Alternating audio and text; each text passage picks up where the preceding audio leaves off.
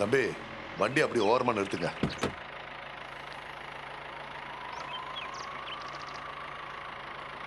பார்த்து வாமா.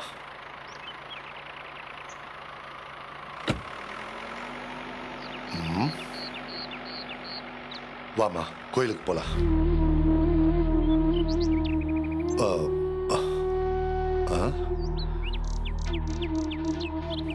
ஏமா, என்னாச்சு? என்னம்மா? இல்லப்பா, ஒரு மாதிரியா இருக்கு. ஏமா, உடம்புக்கு எதுவும் முடியலையா? உடம்புக்கு ஒண்ணும் இல்லப்பா, மனசுதான் சரியில்லை. பயமா இருக்காமா? பயமா வலியா எனக்கு ஒண்ணும் தெரியலப்பா. ஆனா மனசு ரொம்ப கஷ்டமா இருக்கு. உன்னோட முற்பிறவி அப்பாவை பார்க்க போறோங்கிறதாலேயம்மா? இல்லப்பா, அவரை பார்க்கறதுல என்ன கஷ்டம் இருக்க போகுது? சூலி நம்ம கிட்ட சொன்னா இல்லப்பா, பூசாரி எப்போ நான் பார்க்கறேனோ அப்போ அவர் செத்து போவாருன்னு. அப்படின்னா நாம அவரை பார்க்க போறது அவரை கொலை செய்ய போற மாதிரி தானேப்பா? ஏமா, என்னம்மா சொல்ற? நாம அவரை கொலை செய்ய போறோமா? நாம போறது அவரை பார்க்கறதுக்கு தானே. ஒருத்தரை பார்க்கறதும் கொலை செய்யறதும் ரெண்டும் ஒண்ணு இல்லம்மா. இல்லப்பா, ஒருத்தரை நம்ம பார்த்தாலே அவர் செத்து போயிருவாருன்னு தெரிஞ்சும் திட்டமிட்டு நாம அவரை பார்க்க போறது கூட அதுவும் கொலைதான்ப்பா. கத்தியால குத்துனாதான் கொலைன்னு இல்லை. ஒருத்தரோட உயிரை எந்த விதத்துல பறிச்சாலும் அதுவும் கொலைதான்ப்பா. என்னம்மா நீ சின்ன புள்ள மாதிரி புரிஞ்சிக்காம பேசுற? அன்னைக்கு நீ தானே சண்டி கிட்ட உன்னோட முந்தின பிறவிய பத்தியும் அதுல ஒவ்வொரு பிறவியிலையும் நீ யாரா இருந்தாங்கிறத பத்தியும் சொன்ன. இந்த பிறவியிலையும் கூட அம்மனோட சிலையை திரும்ப கோயில்ல கொண்டு போய் வைக்கிறது தான் உன்னோட நோக்கன்னு நீ தானம்மா சொன்ன. இப்போ நம்ம அதுக்கு தானம்மா போயிட்டு இருக்கோம். அதுக்காக நம்மளால ஒரு உயிர் போகுதுங்கிறது இல்லம்மா, நீ புரியாம பேசுறமா. இயற்கையே ஒரு உயிரை அழிச்சிட்டு தான் இன்னொரு உயிரை வாழ வச்சிட்டு இருக்கு. நாம விருப்பப்பட்டாலும் விருப்பப்படலனாலும் அப்படித்தாம்மா நடக்கும். அன்னைக்கு சூழி முன்னாடி என்ன காப்பாத்துறதுக்காக நீ உன் உயிரை விட்ட.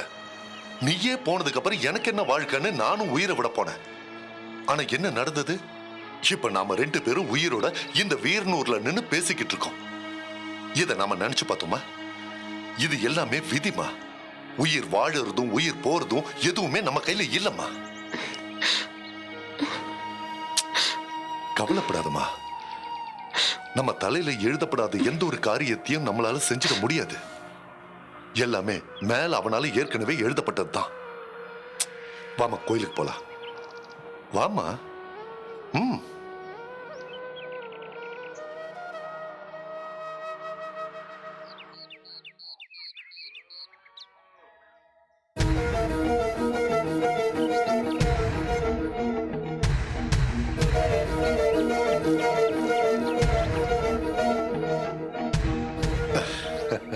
கடைசியில இங்கேயும் வந்துட்டாங்களா?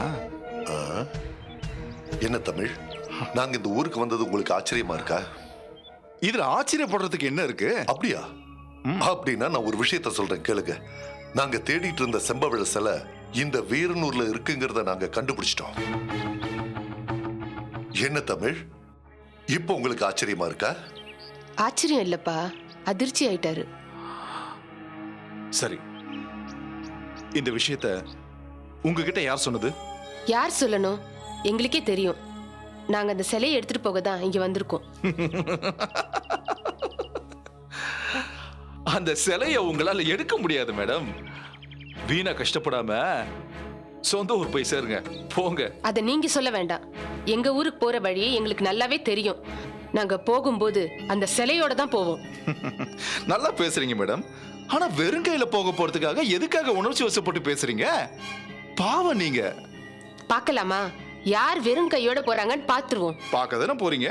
தம்பி, சும்மா சவாலெல்லாம் விடாதீங்க தம்பி. சார், நான் சவால்லாம் விடல சார், உண்மையதான் சொல்றேன். உங்க பொண்ணை பார்த்து கூட்டிட்டு போங்க சார். இத பாருங்க தம்பி, என் பொண்ணை பார்த்து கூட்டிட்டு போறதுக்கு கூட நான் வந்திருக்கேன். நீங்க தான் தனியா வந்திருக்கீங்க. போங்க தம்பி, பார்த்து போங்க. வாமா, நாம போலாம்.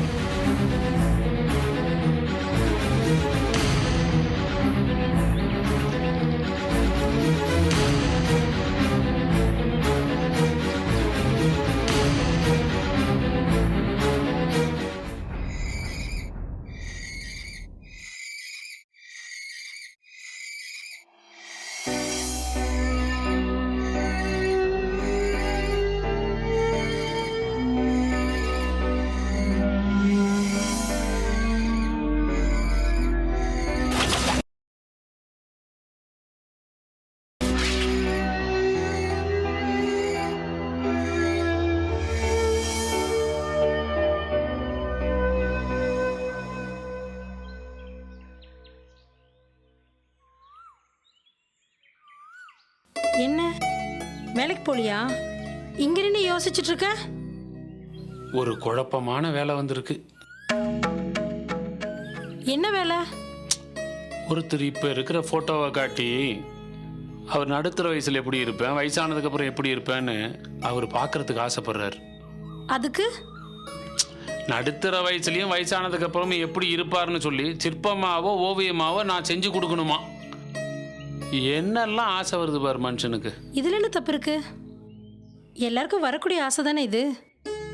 ஒரு மனுஷன் குழந்தையா இருக்கும்போது அது அவனோட உண்மையான உருவமா? அது அவனை பெத்தவங்களோடது.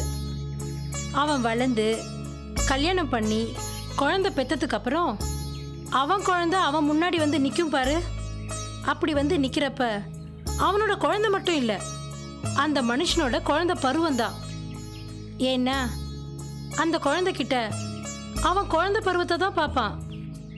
அதுக்கப்புறம் அவனுக்கு வயசாகி அவனோட குழந்தை இளைஞனா முன்னாடி வந்து நிற்கிறப்ப அவனோட இளம காலம்தான் மனசுல வந்து நிற்கும்.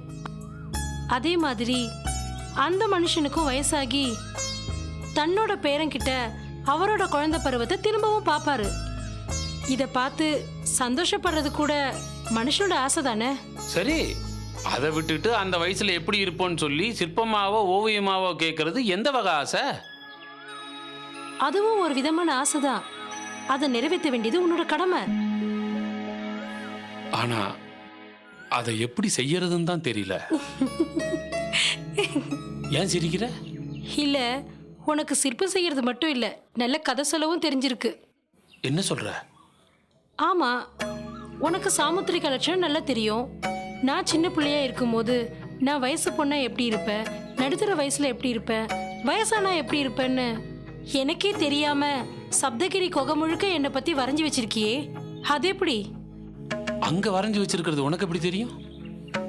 உன் கூட ஒரு சிற்பி இருக்காரே, அவர் தான் என்கிட்ட சொன்னாரு, நீ இந்த வயசுல இப்படிதான் இருப்ப, உன் உருவம் இப்படிதான் இருக்கும்னு. 8 வருஷத்துக்கு முன்னாடியே உன் காதல வரைஞ்சி வச்சிருக்கா, போய் பாருன்னு சொன்னாரு.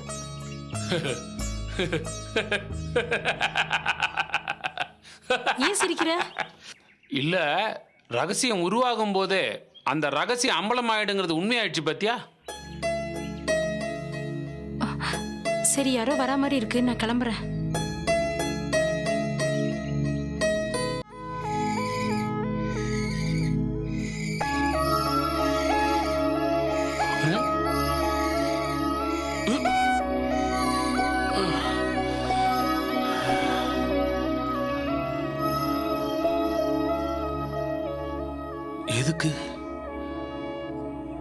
எதுக்காக இப்படி எனக்கு கனவு வந்துச்சு?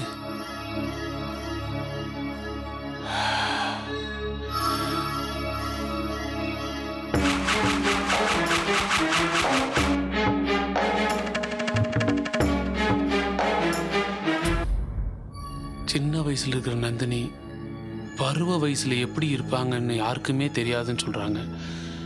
ஒருவேளை நான் இந்த சின்ன வயசு போட்டோவை வச்சு பருவ வயசுல இருக்கிற நந்தினியை பத்தி வரையணுமோ? அப்படியே வரைஞ்சாலும் பருவ வயசுல இருக்கிற நந்தினி அச்சு அசலா அப்படியே வந்துருமா? என்னால எப்படி முடியும்? இதுக்காகத்தான் அந்த கனவு வந்ததோ?